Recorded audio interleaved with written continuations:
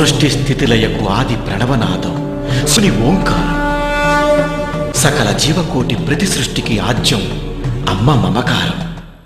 అమ్మా